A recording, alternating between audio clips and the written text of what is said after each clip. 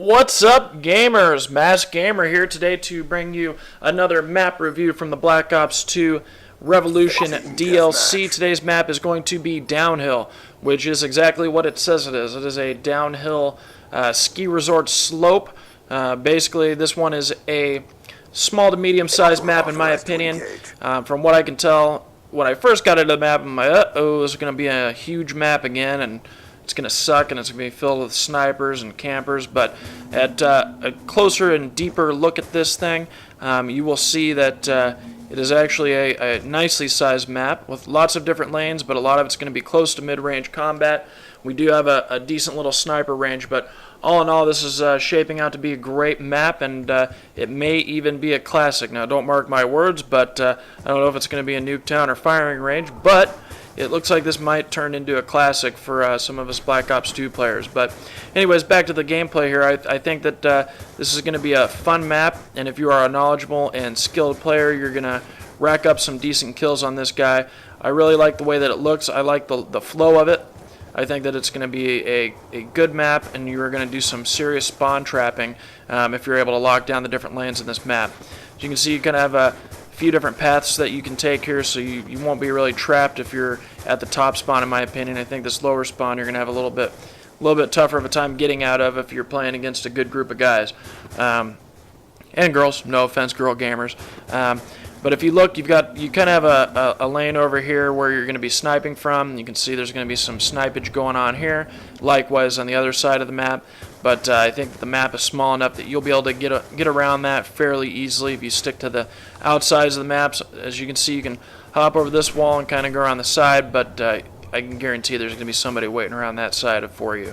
Thought it was kind of cool. The one thing that I've noticed about these maps is that for the majority of them, there are different elements of the map that are going to allow you to be killed by the actual map and not by itself. You know, you have the train on Express. In this map, as I show you shortly here, those are some lethal ski lifts, and you cannot get in them, which it would have been kind of cool if you could get into them.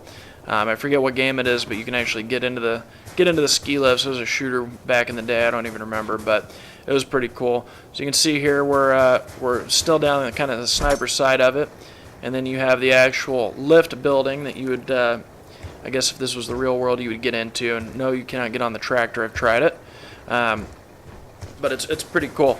I've been kind of looking at all the different maps, analyzing them, figuring out what are going to be the best lanes before I jump in to start slaying some people, because I want to get some decent gameplay right off the bat, which I'm hoping that I'll be able to do. Now, what would have been really cool with this map is if you could actually get on one of the snowmobiles and ride it around, kind of like in some of the side missions, whatever, the specialist missions or whatever, where you can hop on the snowmobile. That would have been pretty cool. You know, have a guy on the back of it shooting and everything. That would have been pretty cool. But you know, vehicles were tried in World at War, and I don't think they were very successful in that game. So I don't see them coming back in the near future. Any type of map spawning, you know, vehicles that you can hop into. So I kind of was looking at this. I'm like, oh, I wonder if this can kill you or not. And I'm like, I wonder if you can get in it or not. And apparently you cannot get in it. But as you can see, you definitely can get killed by it. So you want to kind of pay attention if you're in some combat in this area. That was kind of cool. They had the snowboards and everything. I'm not sure. It seems like they went for kind of an extreme sports theme in this DLC.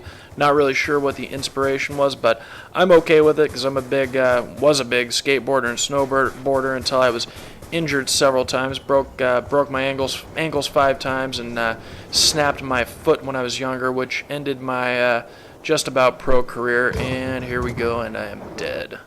But actually, I could have had the opportunity to go snowboarding today, but I opted out because I did not want to risk further injuring my injuries from the past. So I'll just have to stick to playing some games here and, you know, showing you what my 2 cents is. But anyways, guys, I hope you find these walkthroughs interesting and informative, especially if you cannot afford or do not have the ability to get the DLC.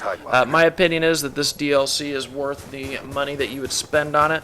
I think that these are going to be actually enriching the experience instead of detracting from it, which some DLC map packs in the past have done. So I've got the season pass, so I'll be putting out the new videos as soon as the map packs are released, so that all of you can see the glory behind the DLC. If you guys want to add me on Xbox Live, send me a message and I will send you my info. If you subscribe, thank you for subscribing, and if not, hit that subscribe button. And until next time, the Masked Gamer is out.